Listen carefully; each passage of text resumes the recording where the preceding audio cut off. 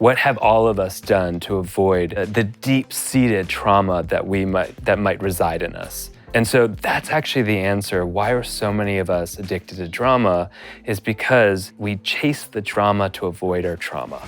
All right, I mentioned before I did a show on gels and I did a show on acrylics and I did a show on nail polish. And guess what? We're talking about dip nail powder now. I didn't even know this existed until my producer brought it up. And she said, hey, why don't you talk about dip nail powder? I go, dip? I didn't even come across that. And we got to talking. And she told me about her experience with dip nail powder, which I'll get into in a little bit. And then once I put out the nail show, oh my God, there was a tidal wave of dip nail powder, dip nail powder. So if you have dip nail powder, you're looking to get dip nail powder, you want to listen to this show. So dip nail powder is essentially a mix mash of different chemicals that you dip your nails into and they sort of cure themselves onto your nail. They're like acrylics. They're marketed as non-toxic in many ways. Some companies say they're clean, some companies say they're green, but it's not necessarily that. Essentially, they're just like acrylics, a little less toxic. They're like gels, a little less toxic. That's what they benefit as. But the big benefit that you may notice with these is they don't really chip. And the upside is they're not utilizing so much UV light. Do you remember in the gel show I talked about, well, even though they're UV light at small doses, what happens is you're doing it over time for a long time, there's a risk, especially with the artificial direct UV light to the nails. And there's been case reports of people coming down with melanoma in their nails and or just having allergic reactions. Rightfully so, people who utilize nails and nail manicures want to make sure that they're not chipping. So this one seems to be one of the most resilient ones and strongest ones. Now, what's the big risk? I want to talk about the sanitary risk, and this goes back to my producer. And she was telling me her experience of utilizing the dip nail polish, and she developed an infection under the nail. And it makes sense because essentially you're reducing the oxygenation, the flow of air, really not blood, but air under between the nail, the junction of the nail and the acrylic. But a lot of these salons, and you may not know this, a lot of these salons are utilizing double dipping, right? Which is a sanitary risk, especially for bacterial and fungal infections. So if you've had dip nails and develop an infection, it's likely that the salon you went to was doing the double dip. And you want to make sure that they're not. So this is a question to ask. Or you want to see them put the new dip powder in there straight from the can, brand new, clean, hygienic, really clean stuff. This is what you want to make sure to avoid that risk, because no one wants a nail infection, a fungal or bacterial. They're not fun. One of the risks is this. They utilize something called cyanoacrylate. If you think about it, you can't just put your finger in powder and expect it to stick, right? Essentially, if you're putting it on powder, it's going to fly away. So the cyanoacrylate is the chemical that causes it to stick to your nail. And there's some controversy around it. If you look at the research around it, it's a low risk for cancer. It's a low risk for an immune reaction. But there are people who are having allergic type reactions to this glue. It's used in crazy glue. There are people who are having allergic type reactions. And because of this chemical has been banned in Canada. And in the European Union, it's been classified as an irritant. So a lot of people are sensitive out there just because, most of the researchers say it's not carcinogenic and you'll be fine with it.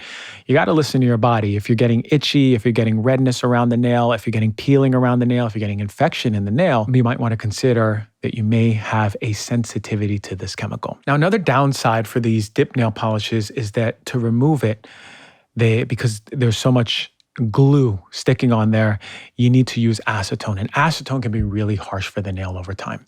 So if you're doing this all the time and utilizing acetone, this cycle of dip, sticking on your nails, acetone to remove them, dip, sticking on your nails, acetone, it's going to break down your nail. It's going to wear it out. And overall, the health of your nail can be compromised.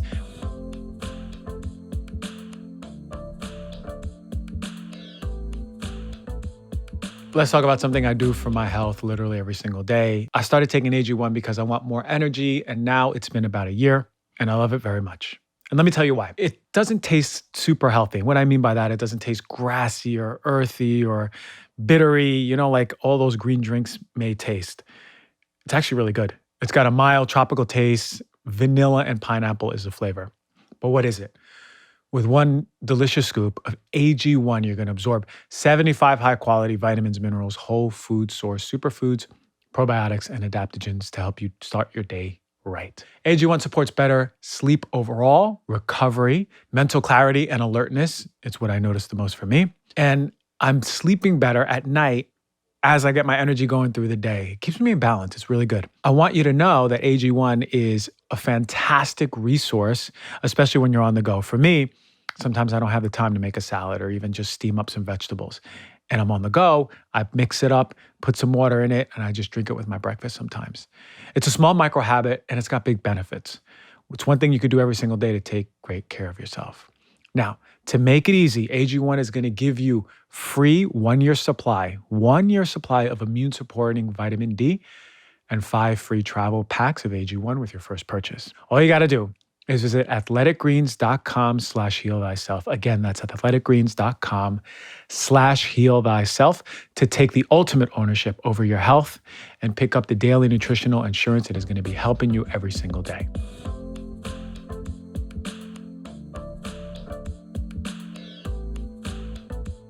You know, we only partner with some of the best on the show. Birch has been a long-time partner. I want to send all my gratitude to Birch for not only just being a quality company and making sure that we're all sleeping better in a non-toxic bed at night.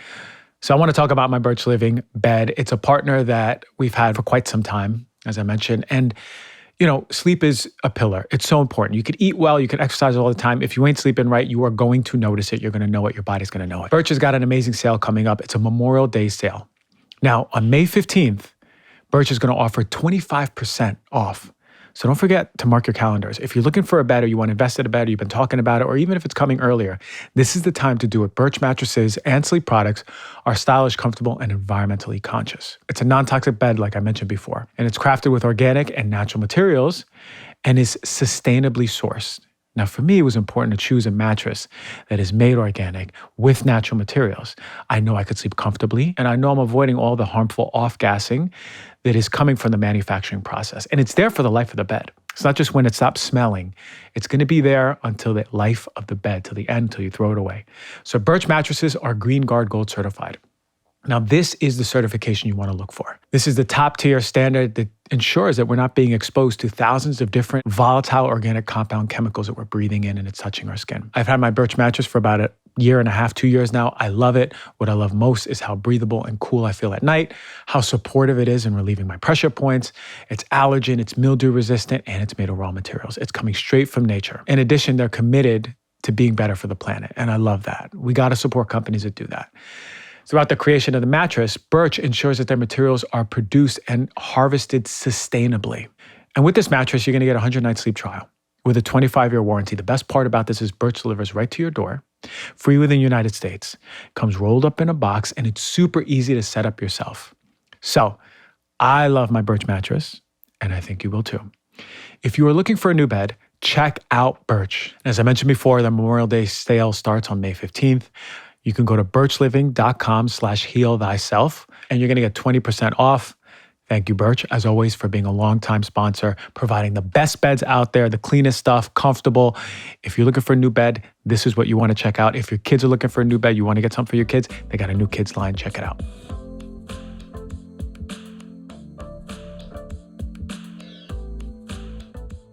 The powder itself is like an acrylic nail. And if you remember when I did the show, I was talking about acrylic being the most risky or most harmful of nail manicures, particularly because of the group of chemicals used. Methacrylate and the polymers can be problematic for people. Again, this is for the health of the nail, because if you think about it, you know, a lot of us think that the nail won't absorb, the capillaries under the nail won't absorb. If you go back to the nail show that I did where I talked about acrylics and just nail polish, I talked about the study that shows that yes, although we didn't believe it initially, the capillaries under the nail can absorb these chemicals over time, and they can be increased in the blood and ultimately in the urine, how they measured it. So we want to be aware of this. And I say this because, not to scare, but I say this because so many of us are utilizing nail polish. So many of us are utilizing gels, acrylics, dip powder. Now, there's not enough studies to show that, yeah, if you use dip powder, it's going to be the end of you. You're a resilient person and it won't be the end of you, but we have to think about the culmination. It's not just the dip powder in a vacuum. It's a dip powder. It's the toxins that are in your food. It's the unfiltered water. It's the things we're breathing in, we're putting in our skin. Those build up. So what are the things that we can control? The things we control are the decisions we make, right? Which is why I made the nail polish show. I put out the nail polishes that are much less toxic, much more safe for the body. So you want to go back to that show and listen. So now when it comes back to this dip powder, if you remember, I mentioned acrylic being the most problematic one. I would put dip powder right next to it. Gels, less problematic, and nail polish, the least problematic. But that doesn't mean nail polish is not problematic. You want to go for the nail polishes that are non-toxic. Again, go back to that show. So naturally, that begs a question, are there cleaner dip powders out there? And I'm going to be honest, it wasn't as easy as finding non-toxic or cleaner nail polishes. There's a lot of haziness in the organic or clean powder dips. Some that I found, My Dip Pro nail powder, is odor-free. They say they're non-toxic. They use organic processing. Again, I couldn't even see certifications. It was really ambiguous, the stuff. It was a lot of third-party websites that were just claiming things, but I couldn't find it myself.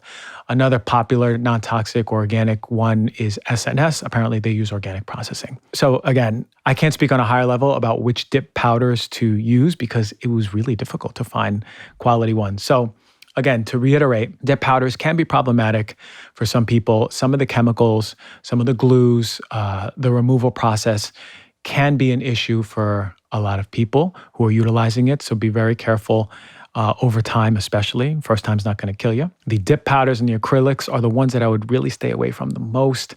The gels come next, and the nail polish. Nail polish you can do at a better level, especially because a lot of people wear nail polish often. Again, go back and listen and write down the top nail polishes. There was a lot of work that went into it, and I really believe in those nail polish companies. I'm always an open conduit, and I'm always listening to what you guys want, right? So if you want to ever communicate what is important or what show you want to hear or questions or concerns, go to the YouTube, comment in there. That's where we read them all. And whatever you want to hear more of, if you want me to do a show on something, let us know. This show was done because of the voices that you put out there.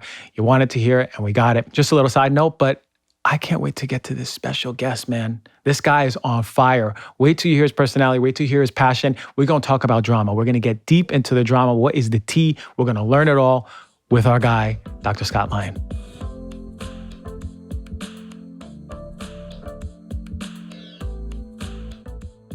All right, everyone, you know I've always been interested in the dynamics and relationships and relationship with your own self. And guess what?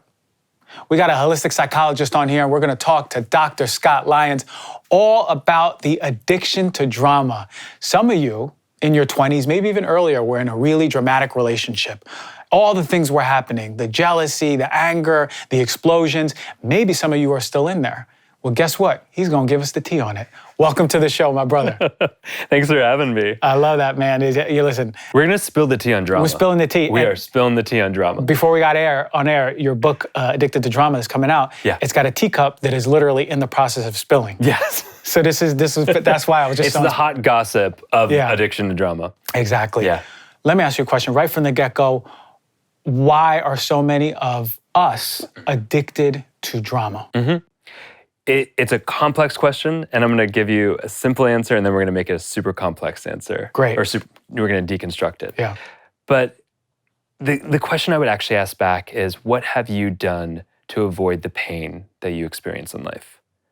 What have all of us done to avoid the deep-seated trauma that might reside in us?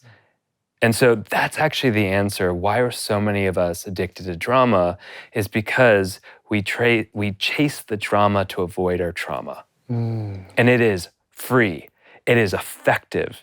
It is hard to be aware of your own self and the pain that is residing in you when you are creating suffering in your environment and in yourself that takes you above the awareness of that pain. I love that line. That'll forever stick with me. It is so true. Yeah. Because now, in retrospect, I look at dramatic situations, people in my life that has been super dramatic, and it's just all pain. Even in my own dramas of life, it was pain. This is what we were just talking about off air, all that trauma that we hold in. Yeah. And how often are you seeing this in your clients and the people you work with in your work that you've done? The people who are addicted to this drama. Yeah. How addicted do we become? We all have a propensity to use drama as a distraction technique from our pain, right? Like, there isn't one person, if you were to ask, hey, do you know someone addicted to drama, who wouldn't answer, yeah. Of course I do. We all know someone. So like in my own clinical practice, I see it all the time, or different drama techniques, I call them, that sort of drama devices that help them stay away from actually deep contact to the vulnerability of themselves or to their emotions or to their past pains. You know, they might crisis hop, go from one thing to the next, or come in and just vent, make it all about somebody else, but never about themselves. So there's a lot of devices or tools of drama that we can use, or that I've seen people use, and I've used as a personal drama addict, to really, keep space from actually being in relationship to the vulnerable experiences. Yeah, and what I'm hearing already from the get-go is this is so much the relationship with yourself first, and it manifests when you don't have that or you're running away from it in relationships. Yeah. When you're in a relationship, Yeah. I think most of us know that if we've been in a dramatic relationship, but how does that manifest when someone is in that whirlwind of staying away from their own trauma and creating drama? Yeah, well, in relationships, it looks like a massive creative chaos that's sometimes enjoyable and delightful in the creation of a relationship. And then it's a massive destruction. And it's not, that you don't ever get that smooth wave for very long. Because it either feels boring or it starts to feel vulnerable. And so in pops all those drama devices to keep you protected from that vulnerability that happens, which actually brings you closer to yourself and someone else. When we think about that, you hear this so much. Yeah. I've always been in relationships that are dramatic, and then the relationships that are healthy are boring. Yeah. Yeah. What is it about the boringness? Is those are the trauma tingles, right? Those are the trauma tingles. Those are the trauma tingles. Right. It's like when we're chasing the trauma tingles. Wow. Okay, so every time there's a drama's coming up, it's giving us that, we feel alive? We feel alive. We feel the familiar. We feel like the excitement. Excitement is misplaced for deep and intimacy. It's like the confusion between if there's excitement, that must mean there's passion. And passion must mean there's deep relationship or connection. But no, it's just excitement that's misplaced. You use the word passion. I think about this. Oftentimes, people in dramatic relationships, especially when there's a partnership where both of them are dramatic, they go, oh, it's just passion. It's because we love each other so much. That we fight so much that I make fun of you, or I stonewall you, or I get jealous out of nowhere. It's because I love you so much. That's not what love looks like. No. So then what does healthy love look like? Healthy love is essentially being able to feel safe in the arms of another person and receive them. And that might mean there's a ton of emotions, fear, terror, joy, but that it feels safe enough to be in the arms of another person no matter what you're going through. And that vulnerability, it is, for those of us who are addicted to drama, or even not, but for so many of us who have experienced especially early traumas where a parent didn't show up for us, or the way they showed up for us was scary or violent, and we can't trust that we're actually going to be held in a safe way, that gets replicated. We search it out in our future relationships because the familiar is safe. We redo our past constantly in hopes to, there's an interesting psychological theory that we redo our past in hopes to fix our futures. And oftentimes we bypass the place where we could have fixed the pattern and just keep repeating it in a cycle. Yeah, over and over. Over and over again. And then we go, why me? Why does this always happen to me? Right. Why do I keep finding the terrible others? And why are they attracted to me? Never how am I creating these conditions that replicate my past? Because that is the familiar, and I'm gonna keep replaying it until maybe one day I shift the pattern and I cycle break. It's one of the most brave moments where you can go, okay, wait, why am I doing this? Yeah. That changes everything. Yeah. Your whole perspective. Yeah. How do we get people to ask that question more? Is it just like sometime when they're ready, they need to have enough dramas and it needs to be louder and louder and louder until they do it? Something needs to break. It needs to be a heartbreak. Yeah. Is this what people need to be shaken with first? I would say for me, I had to get the shit kicked out of my life to get to that point. Everything had to crumble and then keep crumbling more. And then I thought like, oh, I can handle this because I could thrive on stress. I thrived on stress. And so like things kept kicking me and life kept kicking me, breakup, like I lost a job, I was struggling at grad school, all of these things. I lost my health insurance because I missed a paper, all of this stuff. And it just had to, for me, kick my ass to the degree that I could suddenly just not have the energy to keep making the drama, to keep stirring shit up. And when I did, like I was really ill, and I at the same time as like I was going through a breakup, I like I said, lost a big job, I lost my health insurance, and I was staying with my parents for 2 months because there were days where I couldn't get out of bed. And I would find, like, I would get into fights with them for nothing. They'd come into my room and ask me, how am I? And I was like, why didn't you come in 10 minutes ago and ask me and check in? Uh-huh. And I was like, whoa, what the hell was that? And I didn't have the energy to keep doing it. So I would just like crash again and be like, that was really weird. Or I would call my ex. And that was a really toxic relationship. Yeah. But I would feel better after talking to them. And I was like, well, that's odd. Like I felt more alive. I felt like my old self again. And I was like, I know how toxic that relationship is. I know what it did to me. And yet I keep trying to go back to it. Like there's something there's a mechanism that I have that keeps trying to hook me in to stress and pull it back into my life. And I don't think that's healthy. Like I know enough about the physiology and psychology of stress to go, I'm doing this, and I probably have done this for a long time, but this is killing me. Yeah. And that's what it took, honestly, for me to get to the point, with clients now and with people I talk to, and hopefully this book, it won't get to the point of total annihilation, to start, getting underneath the behavioral patterns, the survival mechanism of using drama, to start to heal the underlying trauma. Man, thank you for sharing that, because it often takes that. It does. It often takes where you are physically and mentally exhausted in your parents' house, triggered by them, and then seeking out. Feeling like a total failure. Yeah. Feeling like a failure and seeking out more drama. Yeah. Even in that state where you're like, your body's like, hey, I'm like dead here. Yeah. And give me some drama while you're at it. Yeah. The ego saying, give me some drama. Give me some drama. Give me the gossip. Like I would call friends and just be like, what's going on with them? And they're like, you're not even able to get out of bed and you're calling me for the tea. Right. And you want the tea yourself. Yeah. So what are some things where we can start paying attention going before we crumble? Before we crumble. What are some pieces that we can pay attention to early on? Yeah. How safe does calm feel? How many layers of settling in your own body is comfortable?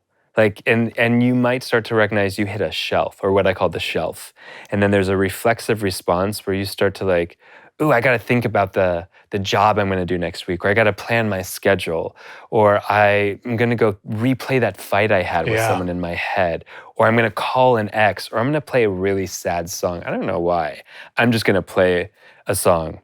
I'm going to go play the Alanis Morissette whole, like, you ought to know, over and over again.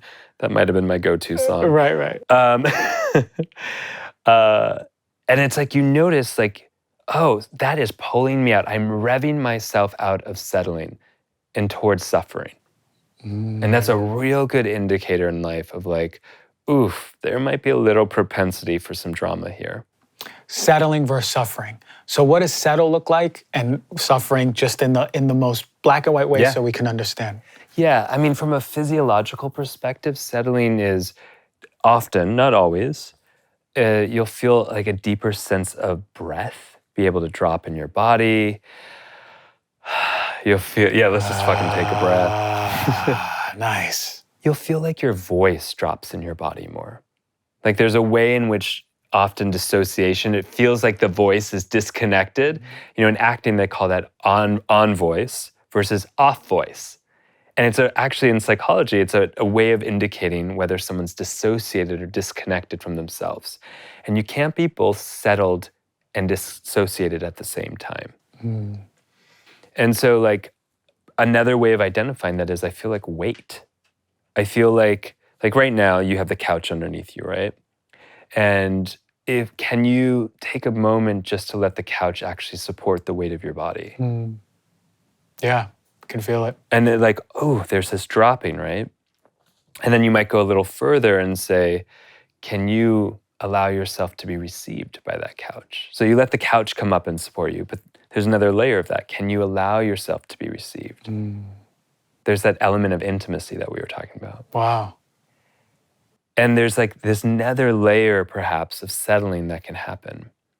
And for those of us who have some use of drama in our life to avoid pain, it's going to go settle. Oop, what was that thing I was supposed to remember? What's the, I need to buy that thing. Or what do I put on my Amazon list for today? Or like, da-da-da-da-da-da-da-da. What are all the ways I can pull myself up unknowingly from that opportunity to actually rest and restore? That makes sense. That makes sense because the fear in rest and restoring is really what might come up.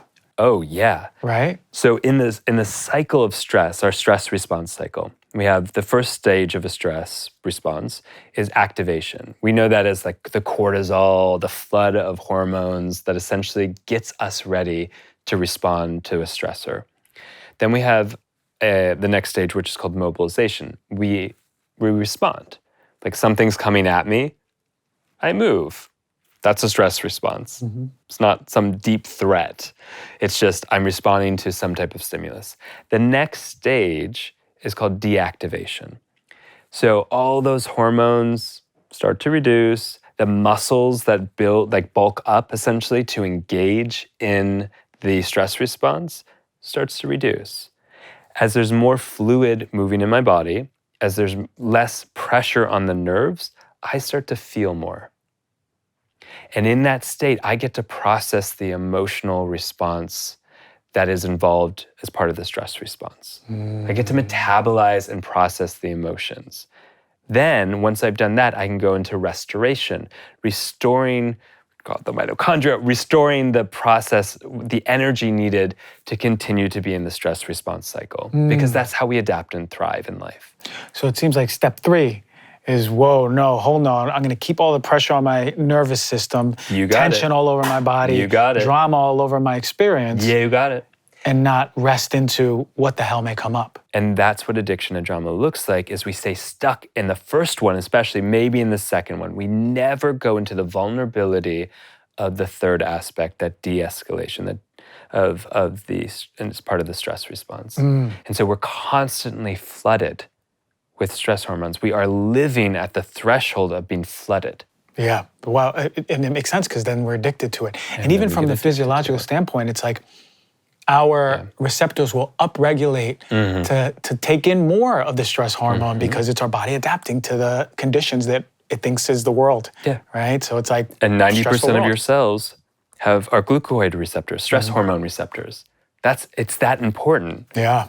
So damn. Yeah, and then, so it's truly an addiction. Yeah, and that cathartic reaction, and the building up of all that energy, there is a dopamine response that follows. There's a euphoria of discharging. Like if you've ever, I don't know, have you ever had a dramatic moment in your life? Oh my God, many. I'm a Leo. Come on. You're a Leo. Damn, I should have known. So in that like explosion, that is part of, not always the aspect of an addiction and drama. You get into that fight in a relationship, and you're like, and you feel that sense of power and control. Yeah. For maybe the only points you actually feel power and control in your life, when you're in the drama catharsis, you get that dopamine hit because it's like, oh, relief. And the dopamine hit that says, ooh, you stayed away from the pain. Here's another cookie. Wow. You know? And as part of any, you also get that part of that euphoria, it's this pain reduction. So underlying, when we have all that trauma underneath, it shows up as inflammation. We know that, like depression. And that inflammation signals to the brain pain. So we are, and then trauma is a chronic pain disorder. And one of the ways we avoid pain is to distract ourselves. So it goes back to that question, what do you do to distract yourself from pain? And not only that, but when we're in the drama cycle, it releases endorphins. You go for a big run, you release endorphins. It's a pain reliever. You go into a big drama, it's a pain reliever. So it becomes reinforced. I am reducing my underlying pain, my underlying anxious agitation that is the current of my life. And we think about it, it's like multiple places, right? Like you're in your power, you feel powerful because you're in that drama and you're taking control and saying, I'm gonna cause more drama, right? And then our body is giving us those dopamine hits because we're finally getting away from really that pain that we were running away from sitting with. Yeah.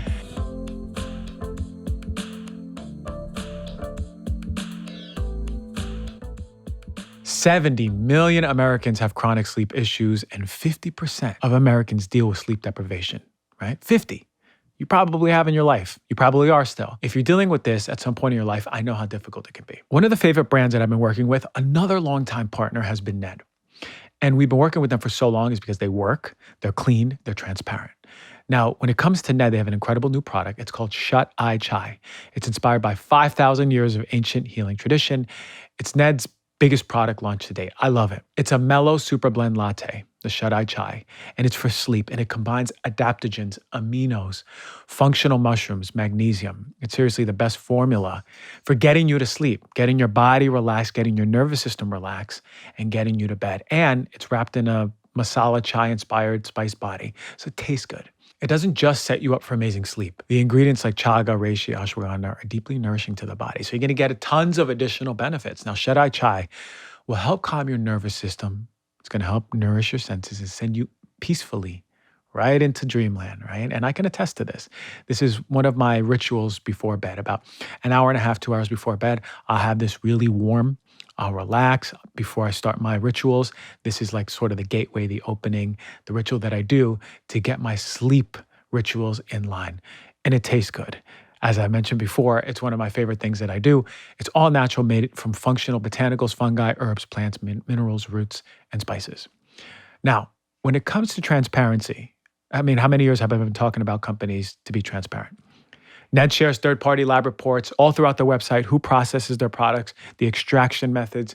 They have all of their third-party testing. This is the top quality company because it's so proud to have a formulation that is so top quality and top tier. And companies that share with such high regard for their product, that's the ones you want to support. So Shut Eye Chai does not contain CBD, caffeine, melatonin, or dairy. And if you're interested at up-leveling your sleep, getting a deep sleep, getting a nice little ritual in your night, get yourself some Shut Eye Chai. It can revolutionize your sleep. You're going to get 15% off with the code DRG. Go to helloned.com/DRG. Enter the code DRG at checkout. That's HELLONED.com/DRG to get 15% off and the best sleep you had in a very long time.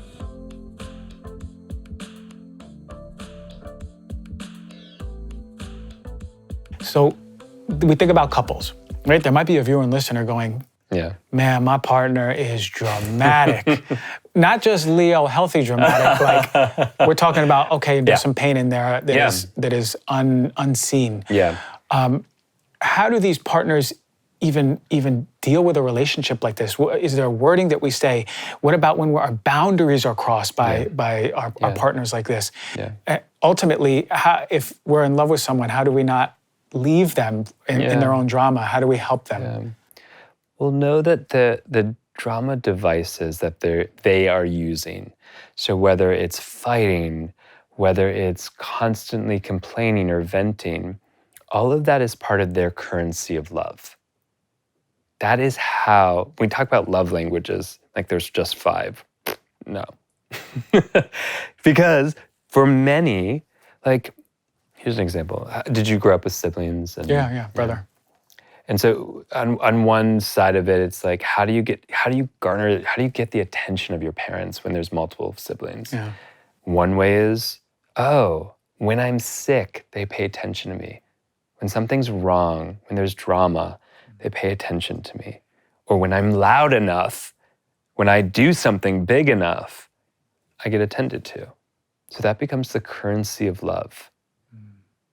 And that is actually wired in to say, this is how you love, this is how you let someone see you and be seen. And so we see it in relationships as like, whoa, why are you fighting with me? Why did you just explode out of nowhere? Why are you constantly complaining about that person? Like, why can't you just marinate in the good with me? We're on vacation. Yeah. Fuck. And it's because that's not their currency of love. They can't trust into, I'm here with you.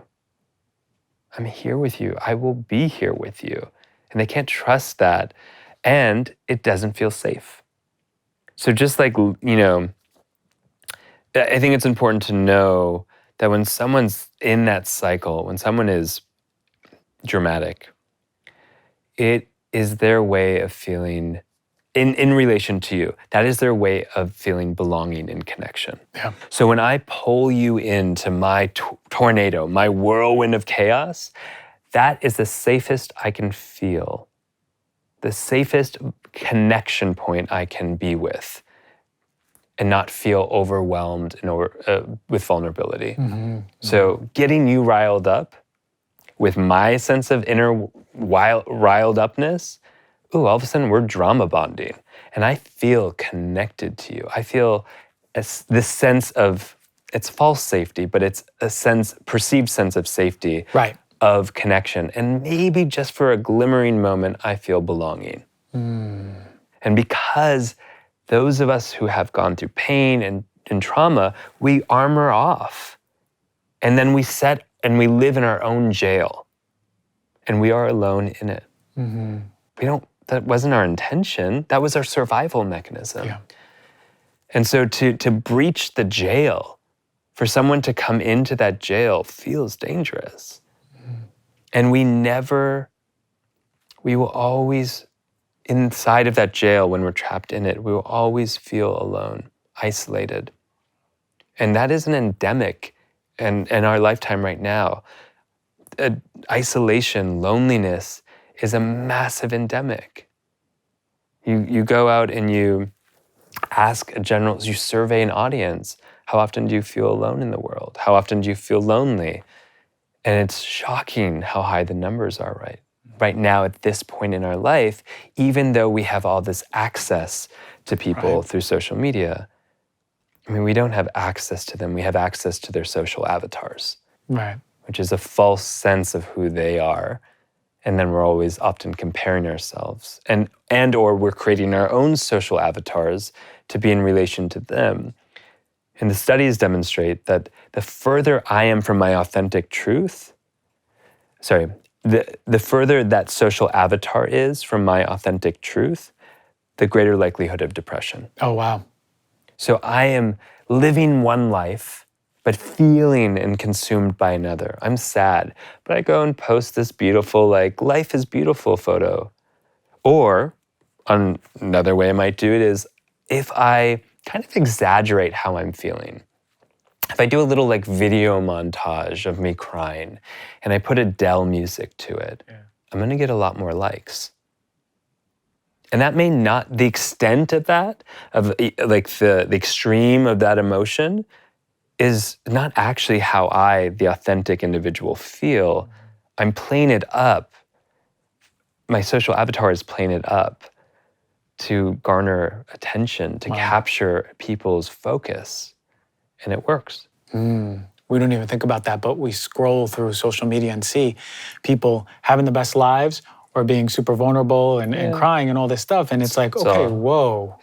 It's all drama techniques. Yeah, and I really agree with you on the part with the depression and the avatar and bridging it. Yeah.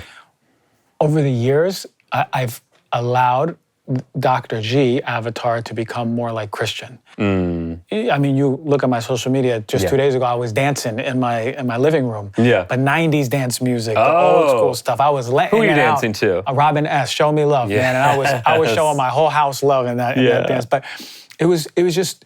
I didn't even think about the bridge between people who are on social media and doing that.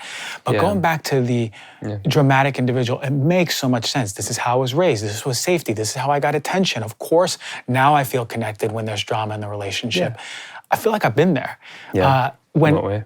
In just past relationships, right? It's like, this is the way that I felt alive, right? Mm-hmm. Wow, there's life in the relationship. It's not boring or healthy. No. But it brings a lot of compassion and even empathy for these folks to go, hey, listen, you're alone in your way. A lot of us are alone in our own ways, man. It just makes sense. We're all looking to be seen and loved. It's their primal needs. Yeah. So there was something about empathy, and it was a weaponizing empathy. This was a term I never heard in my life. What does that even mean? Oh, I made it up. You made it up. Okay. And then trademarked it. I love it. Okay, nobody's using it. Okay, I have to pay. Yeah. So weaponized empathy is something I started to notice. I never noticed it in myself, although in retrospect, I absolutely did it. I mean, I wrote about it in the intro of my book of going, when I staged my own suicide when I was a young teenager. I was getting beat up. I was like in a terrible after-school movie. Like my life was, where I was getting like pushed into lockers and punched all the time, and told by teachers that I was really stupid, and just like it was gnarly. And I would go tell my family, and no one would listen. They're like, it can't be that bad. Yeah. And it was crap. It was shit. And I there were a few people, even I remember a guidance counselor who said, I'm sorry, like actually empathized, but I could never actually take it in. I could never take in someone validating me. Yeah. But what I could do, and what I desired to do, was for them to feel the level of pain I was in. That was the closest to actually being able to receive validation, to receive recognition, even though that's what I wanted. So staging it, like putting the pills out, writing the note, doing all of that and being found and being taken to a hospital. And of course, word got out.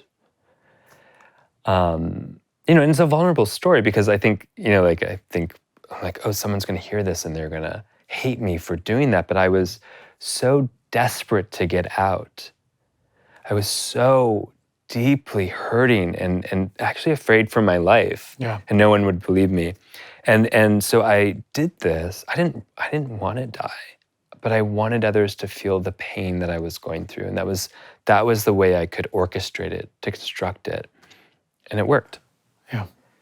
And that is a version of weaponized empathy. I never recognized it until I started working more with clients, and I would go, whoa, like I would validate them for their experience. Like I had a wife come in of a couple that I was working with, and she would share this story about what happened, and I would say, I'm so sorry, that feels, I can hear the pain, and I'm here with you in that. And then she would just jump over it and go right into like, and then the next thing you did, and then the next thing. So it's dramatic narrative, meaning that there's never any space to actually receive connection. And then, what she could do was constantly, I don't want to say terrorize him, that's not the right word, but she could harm him by bringing up all his past things that he did wrong. And she would just pile them at him over and over again. This affair you had, this person you looked at 10 years ago, this, and And what she was doing so clearly was trying to bring him to the level of sadness that she couldn't make contact with in herself, that she couldn't even be validated of because she couldn't make contact. She couldn't be with her own feelings, but she could make someone else get so low that she would suddenly feel more in sync with them. Right. And that's the closest to empathy that they can tolerate. Because again, empathy opens the bridge. It's a vault. To be empathetic, to receive empathy, means I'm going to be in relationship and I'm going to be in contact with what I'm feeling. Makes sense. Makes sense because when we think about how often we run away from, I hear people say, I can't even feel. Yeah. I don't know why I can't even feel the connection. I can't feel the emotions of my partner. Yeah. And it's like you said, you ain't even making contact with your own stuff. Of Yeah. course, you're not going to be able to hold someone or even feel. Yeah. So in a pathologic way, it sounds like we bring them down to that part of us that we can't make contact with, like you're saying, right? Well, and this is a big part of numbness. So I think that's an important point to talk about is like, when you have pain, we numb, as we've talked about before, we numb around the pain. That's a protective mechanism. But then we feel nothing. Like I felt like a walking ghost as a kid because I had so much pain and so much protection around that. I was dissociated, I was disconnected, I was inflamed. I mean, I literally as a kid was in chronic inflammation, which showed as gastrointestinal stuff and ADHD and other learning disabilities. And in order to rise above the threshold of numbness, a feeling has to be really big. And for those addicted to drama, it has to be at 11 or 12 to feel anything. And for the most part, all the other subtle emotions that are available aren't really available. To feel oneself, to feel even sadness on a real primal level is dangerous. Yeah, of course it is. Because oftentimes we associate as children, I can't show that authentic part of me in this household because maybe I won't survive. Exactly. Right, so it's like that authenticity is just sacrificed. Sacrificed. And without that authentic self, which feels the true emotions, we deposit them in other places. We find scenarios to explode them in, but they're not actually our core emotions. Like often, those who I interviewed who are addicted to drama, they would talk about rage. Yeah. Like the rage, which was not anger. And it's interesting to discern the difference because rage became what I call a secondary emotion, a depository, a place to explode into, but not actually feel and metabolize one's own core emotions. Which was the anger. Which was the anger, or a sadness, or whatever it is. Yeah. Especially those more vulnerable feelings. Yeah. But they would use rage essentially to also help ground them. Like going to that extreme rage or going to the extreme sadness, they're not actually real feelings. They're depository places, essentially, like places to explode into. That makes sense because oftentimes when there's someone who's really dramatic, you'll see emotions, but you feel inauthentic with them. Totally feels inauthentic because they're not in the present experience of their emotions. They're pulling in past, they're pulling in future, and they're pulling in imaginary scenarios. I'm not saying they're making shit up. Right. They're pulling in imaginary scenarios to get them to that level, but that's not actually the authentic point to which they're at. If sadness is here at a 5, again, they have to bring it up to an 11 or 12 to feel something, to get out of the numbness. And it's enlivening. Right. I feel alive when I feel in an extreme place because, first of all, it's not extreme to them. It's just the level to which they can feel alive. And oftentimes, the familiarity. This is maybe in the household what they grew up around. It has to be a 12 to get noticed. Right, exactly. So because you don't often hear someone in the drama going, I'm just fucking angry. I'm just angry. And then feeling that anger, I'm just really sad. You hear, he did this, and then she did that, and then what they did, and then da-da-da, and then... Drama. The tornado of drama. The tornado of drama. Wow. Okay, so that makes so much more sense to me. Why I always felt that something's inauthentic here. It seemed like an act in many ways. It's like what we were talking about, the social avatar versus the authentic self. The authentic self doesn't have the permission, the time, the safety, the resources to actually go vulnerably into their emotions and process them. They are feeding off the intensity of emotions, but not using or being with their emotions or in contact with them to process them. Makes sense. Yeah. So regardless of where we're in a dramatic relationship, if we're dramatic ourselves, all people viewing, listening, what is your way that you say, hey, let's just connect to your body, connect yourself a little more. You said some really good tips on feeling the couch on my butt, right? Like feeling my body not holding me up tense. Is there any other tips that you use? Tons. Because, and no one tip works for any one person at any one time, especially when they're in a spiral, So should we do some role playing? Let's do it. Show me some of your 20s drama and I'll talk. Okay, all right. So I'm ready. All right, so demo something for me, like tell me how you used to talk in your 20s. Or Hey, bro. You want to pass me a vodka tonic right there? Oh, yeah. Okay. So before I pass you the vodka tonic, can you take a moment just to notice some of the colors in the room? So the colors of the couch. A little bit of yellow I see. Hey, a little bit of white over there. Yeah, there's that white. Yeah. Yeah, and then as you notice the yellow and you notice the white, can you also notice your breath? I'm holding it. You're holding it. Okay, maybe we'll maybe breathe a little bit. Well, let's even before we breathe, let's just go, something in your breath is holding. Because that's true.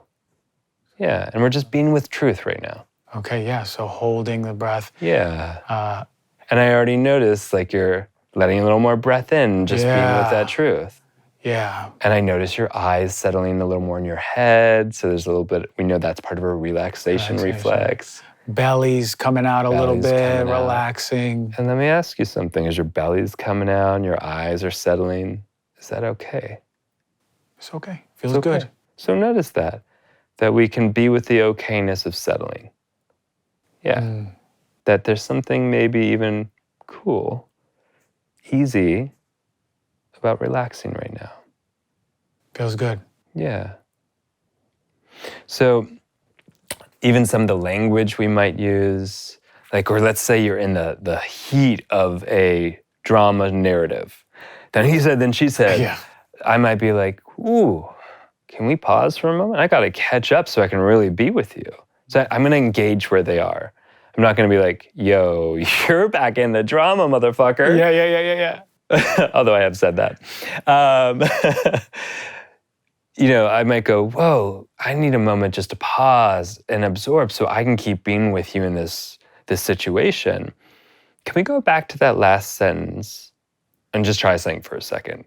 Can we just add a beat, like a breath, between every word of that last sentence? Oh. And then it just slows them down out of the rolling down the hill of drama and back into pacing, because they're out of that urgency. They're out of the venting when we can slow down, add a little space, a little breath. They're no longer using their story to keep revving them up, to keep rolling them down. Yeah. And that's oftentimes the cycle right there. It's just like, hey, my boss, I can't believe all of this. The poor partner, they come home and they just nonstop letting it out. Hey, this is what happened. My boss, I don't know why I did it. It's the same thing. It's just, I just recently experienced it. And with your partner? No, with my partner. No, we do some work together. No, thank God. But I love this. Just taking a breath as you're revving up, like, my boss, why did he do this? He should have. My boss. Why did he do? Wow. It even just brings you back, your nervous system back. Yeah. I love that. You're giving us all the tips today. Well, I got tons of tips. You got tons of tips. Addicted to Drama is not out yet, the book. Yeah, it's out May 2nd. May 2nd. Yeah. Okay. Where are we going to find it? All over the place? Hopefully. All over the New York Times bestselling? Fingers crossed. Fingers crossed. It's available in most bookstores, Target, Amazon, independent bookstores. You can go to my website, drscottlyons.com, drscottlyons.com. There's even a free quiz there that you can see, do I know someone addicted to drama? Am I addicted to drama? Yeah. Am I the problem? Am I the drama? So that free quiz is on the website as well. We have some great talks coming up, public talks. And that's cool, man. Yeah. Listen, this work is essential. It doesn't matter what age you are. Yeah. So much of the world is the way it is because we're stuck in our dramas. Yeah. Whether it's explosion and putting it on other people, or maybe we're just in our head going, right? If we can just break away from that cycle using the techniques you gave us, all the stuff in the book, that's going to be so helpful to not only be with yourself, but even call in a partner who can hold you more high vibration, deeper connection, like for the things that we deserve in life, just to be at peace, to be happy, to be grounded, to be settled in, as you say. Man, I'm good. I hope you leave this book over here so I could read it. I hope you're not taking it to the rest of the podcast as the prop for your podcast.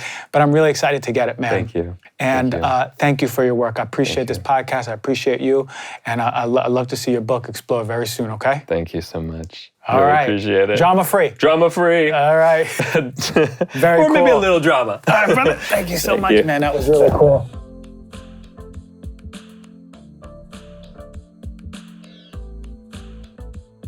All right, everyone. I know that you really enjoyed that interview because you heard me captivated. I was in it. That was like a tornado. And what a gift and what a blessing to have him here.